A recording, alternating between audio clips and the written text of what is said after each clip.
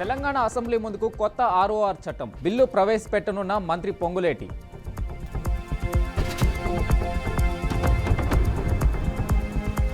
నేడు ఆటో డ్రైవర్ల వేషధారణలో బీఆర్ఎస్ నిరసనలు. నిన్న నల్ల చొక్కాలతో సభకు వచ్చిన బీఆర్ఎస్ సభ్యులు.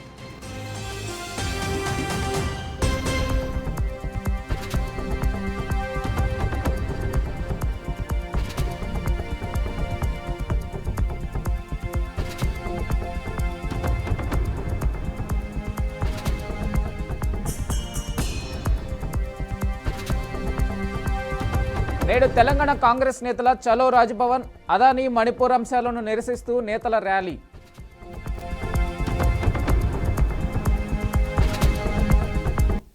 నేడు అమరావతిలో జల్ జీవన్ మిషన్ వర్క్షాప్ హాజరు కానున్న డిప్యూటీ సీఎం పవన్.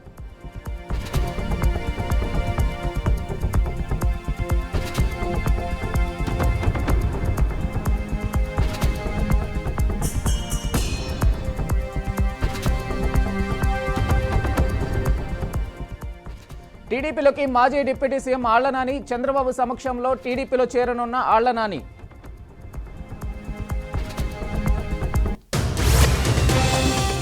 ఆగ్నేయ బంగాళాఖాతంలో అల్పపీడనం. ఏపీలో 3 రోజుల పాటు వర్షాలు.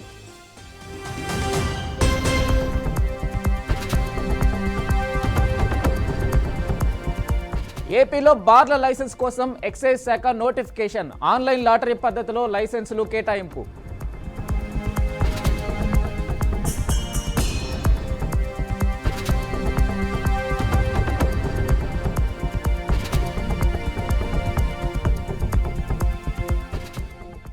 నేడు కర్నూలులో మాజీ సీఎం జగన్ పర్యటన. పార్టీ నేత కుమార్తె వివాహానికి హాజరు కానున్న జగన్.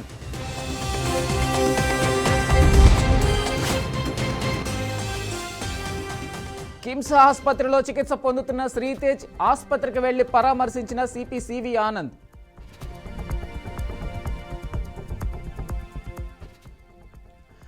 రేషన్ బియ్యం మాయమయ్యాయన్న నాదెండ్ల. తప్పు చేసిన వాళ్లు చట్టం శిక్షిస్తుందన్న మంత్రి.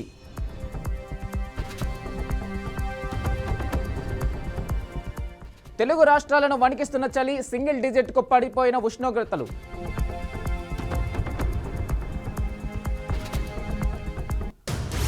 రేవంత్ సర్కార్పై కేటీఆర్ విమర్శలు. అబద్ధపు హామీలు ఇచ్చి అధికారంలోకి వచ్చారని ఆరోపణలు.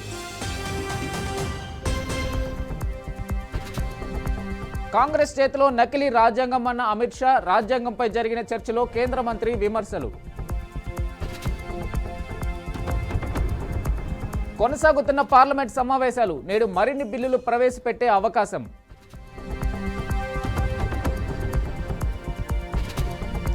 లోక్సభకు 20 మంది బీజేపీ సభ్యులు గైర్హాజరు. నోటీసులు జారీ చేయనున్న బీజేపీ హైకమాండ్.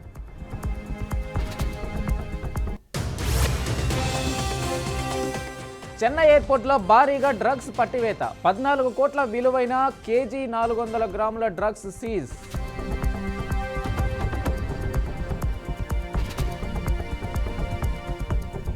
జమిలీ ఎన్నికలపై స్పందించిన రామ్నాథ్ కోవింద్. దేశ అభివృద్ధికి ఎన్నికలు దోహదపడతాయన్న మాజీ రాష్ట్రపతి.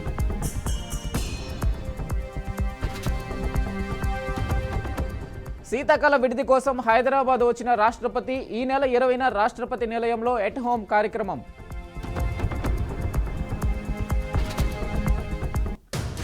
ఆప్ ఎంపీ సంజయ్ సింగ్ పై కోర్టును ఆశ్రయించిన గోవా సీఎం సతీమణి. గోవా సీఎం సతీమణిపై ఆరోపణలు చేసిన ఆప్ ఎంపీ.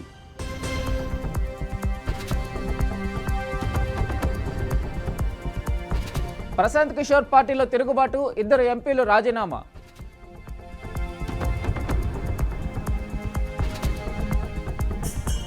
బ్రిస్బేన్ వేదికగా భారత్ ఆసీస్ 3వ టెస్టు. తొలి ఇన్నింగ్స్లో 260 పరుగులకు టీమిండియా ఆలౌట్.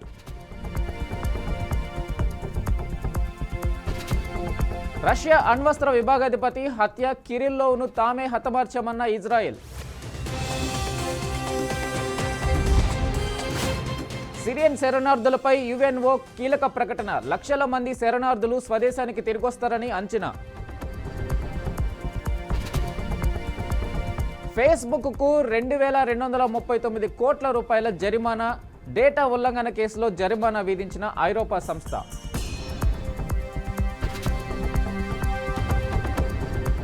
భారత్తో ద్వైపాక్షిక సంబంధాలపై చైనా విదేశాంగ మంత్రి కీలక ప్రకటన. సంబంధాలను స్థిరమైన అభివృద్ధిలో నడిపిస్తామన్న వాంగ్ యీ.